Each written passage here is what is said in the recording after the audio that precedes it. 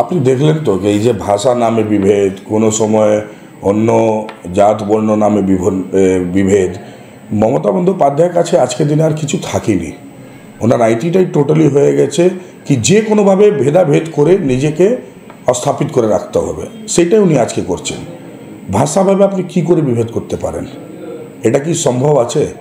বাংলাতে থাকার লোক বাঙালি ভাষাকে প্রথম সম্মান করে, কিন্তু 21 জুলাই মঞ্চতে আপনারা দেখলেন চারিদিকে যেটা শহীদদের নাম ছিল তার মধ্যে 80% জায়গাতে বাংলা শব্দটা উচ্চারণই করা যায়নি, ইংরেজি উর্দু ছিল।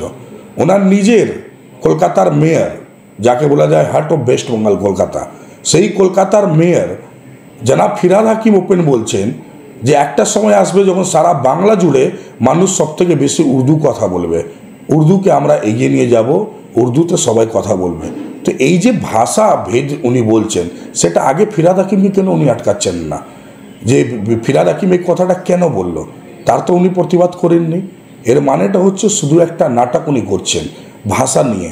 আর যদি ভাষা নিয়ে আপনি করছেন, তাহলে কীর্তি আজাদ দিল্লিতে থাকার লোক, যার কোনোদিন বাংলায় থেকে কোনো যাওয়ার আসার ছিল না, বাংলা থেকে কোনো সাংস্কৃতিক তার কোনো মিল নেই, বাংলা ভাষা জানে না, সেই লোকটাকে উনি দিল্লি থেকে নিয়ে এসে এখানে কেন এমপি করলেন?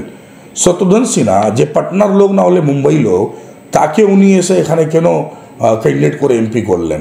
তো এই কথাগুলো ইউসুফ পাঠান, যিনি গুজরাতেও আসি, যে উর্দু জানে না হলে হিন্দি জানে, তাকে নিয়ে এসে এখানে কেন উনি এমপি করে পাঠালেন?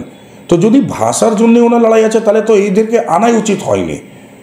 আর যদি ভাষার জন্য উনি লড়তে চাইছেন, তাহলে আরজি করে মেডিকেল কলেজে যে অভ্যাস সঙ্গে নৃশংস যে ঘটনাটা ঘটলো, সেই বাংলা ভাষা ছিল না, তার জন্য উনি প্রতিবাদ করলেন না।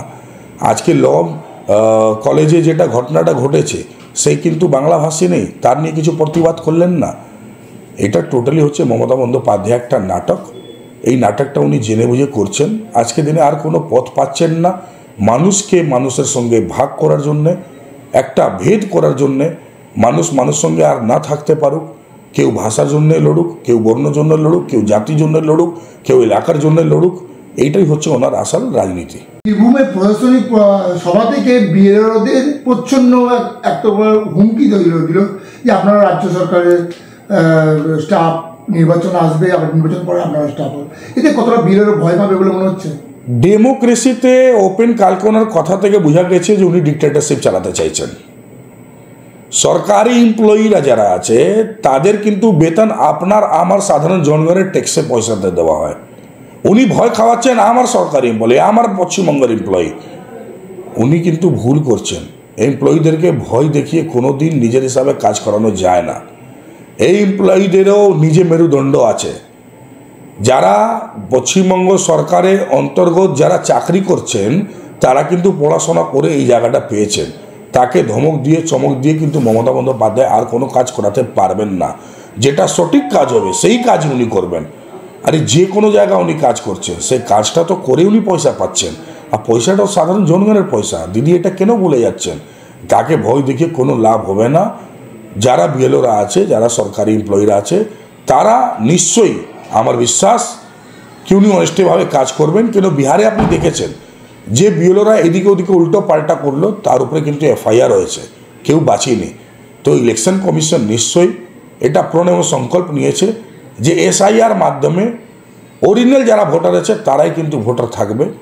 বাকি যে লোক মারা গেছে, যে লোকের নাম দুটো জায়গায় আছে, যে লোক কোনোদিন ভারতবর্ষের বাসী ছিল না, সেই রোহিঙ্গিয়া জেহাদিরা যারা অন্য দেশ থেকে এসে এখানে নাম পরিবর্তিত করে বসেছে, নাম নিজে নমিনেট করিয়ে নিয়েছে ভোটার লিস্টে, তাদের নাম বাদ যাবেই। তাদের নামটাকে কেউ আর রাখতে পারবে না। দিদি যতই চেষ্টা করুক, কোনো এমপ্লয়িরা, কোনো বিএলওরা ওনার কথা কিন্তু শুনে ভুল কাজ করবে না।